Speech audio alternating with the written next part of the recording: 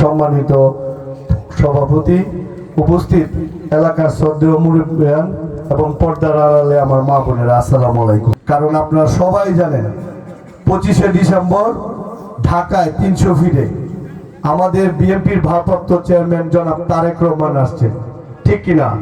আমরা রাতে 3টার সময় 24 তারিখ রাতের বেলায় আমরা ঢাকা চলে গেছিলাম।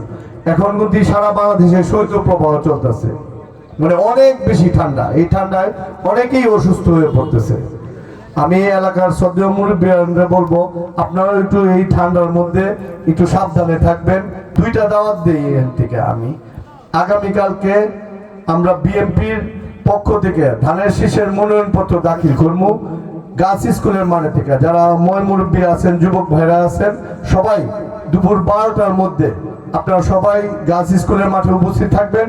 কারণ আমরা তারেক রহমান তার সপরিবারে বাংলাদেশে এসেছেন এবং বিএনপির চেয়ারপারসন সাবেক প্রধানমন্ত্রী খালেদা জিয়ার জন্য আমরা দোয়া করামু।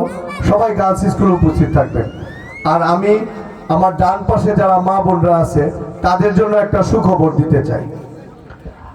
বিএনপির ভারপ্রাপ্ত চেয়ারম্যান জনাব তারেক রহমান ইতিমধ্যেই ঘোষণা দিয়েছে, আগামী 12ই ফেব্রুয়ারি নির্বাচনে যদি আমরা ধানের শীষ বিজয়ী হইতে পারি, সর্বপ্রথম নারীদের যে অধিকার এবং নারীদের জন্য একটা বিশেষ ফ্যামিলি কার্ড করা হবে। এটা আমরা 2-1 দিনের মধ্যেই মানে নমুনা কার্ড আপনাদের বাড়িতে বাড়িতে আমরা পৌঁছায় দিব।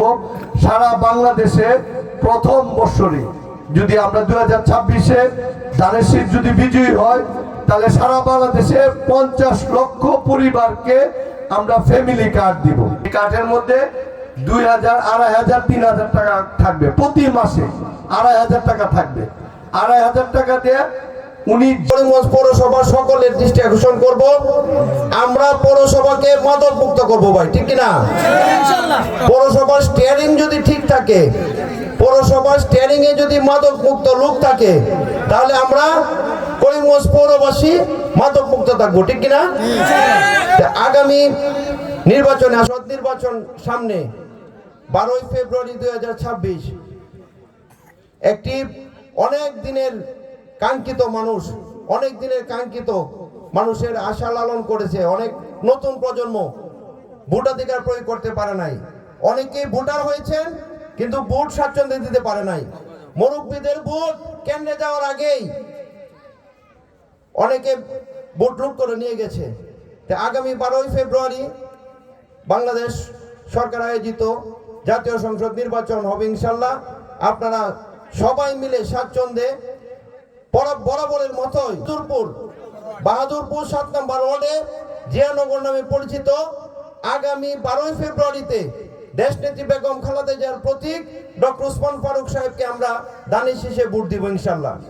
পরবর্তী টাইমে আবার স্থানীয় নির্বাচনের পালা। আমরা বিগত নির্বাচনে যাকে আমরা মনোনীত করেছিলাম, ইতিমধ্যে যিনি জনতার মেয়র হিসেবে খ্যাত হয়েছে, আগামীতে যদি ভোট দেওয়ার সুযোগ পাই, আমরা সকলে মিলে ওয়াদা করি ইনশাল্লাহ আমাদের জনতার মেয়র আব্দুল আল মাসুদ সুমনকে আমরা বিজয়ী করার লক্ষ্যে আমরা সবাই মিলে ভোট দেব, ঠিক?